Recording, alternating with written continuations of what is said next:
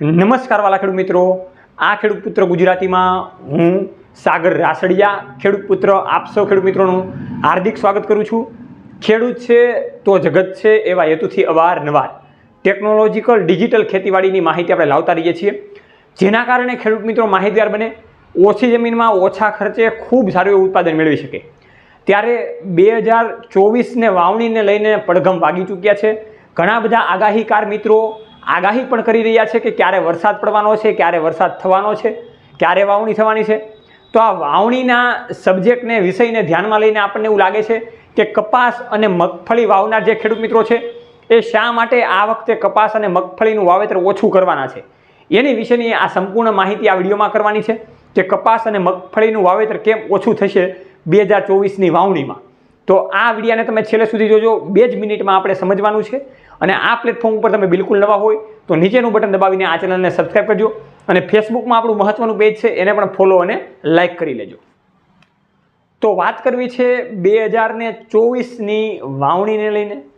તો ઘણા બધા ખેડૂત મિત્રો અત્યારે શેડ્યુલ બનાવી રહ્યા હોય છે કે મારે કપાસ વાવવો, મગફળી વાવવો, સોયાબીન વાવવા કે પછી ડાંગર વાવવા, જુવાર વાવવા, જે વિસ્તારમાં જે ખેડૂત મિત્રો વાવેતર કરતા હોય એ રીતના પાકો વાવતા હોય છે। તો મહત્વપણે મુખ્યત્વે 2 પાકની વાતચીત કરવી છે સૌરાષ્ટ્રના ખેડૂત મિત્રો માટે, કે જેમાં કપાસ અને મગફળી મુખ્યત્વે 2 પાક હોય છે। તો આ વર્ષે ઘણા બધા ખેડૂત મિત્રો એવું મગજમાં વિચારી રહ્યા છે કે ભાઈ મારે કપાસ અને મગફળી આ વર્ષે ઓછી વાવવી છે।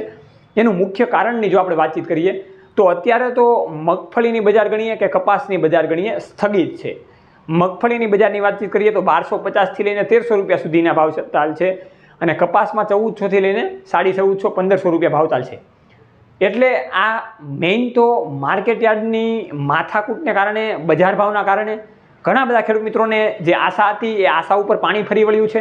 એટલા માટે ઘણા બધા ખેડૂત મિત્રો કંટાળી ગયા છે। એટલા માટે આ કપાસ અને મગફળી જેવા આ જે બંને પાક છે, જે રોકડિયા પાક કહી શકાય, એનું વાવેતર ઓછું કરે એવી શક્યતાઓ લાગી રહી છે।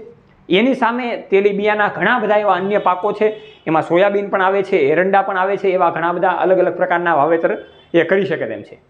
એમાં મહત્વની ખેડૂત મિત્રો વાતચીત કરીએ તો આપણે આવનારા વિડીયોમાં એ પણ જણાવીશું કે 2024ની વાવણીમાં કેવા પાકો વાવવાથી આપણને વધારે ફાયદો થાય તેમ છે, બજાર ભાવમાં કેવો ફાયદો થાય તેમ છે, વાતાવરણને કારણે જે પાક વાવેલો છે એમાંથી આપણને ઉત્પાદન કેવું મળે તેમ છે, એ આ પ્લેટફોર્મમાં આપણે વાતચીત કરવાના છીએ।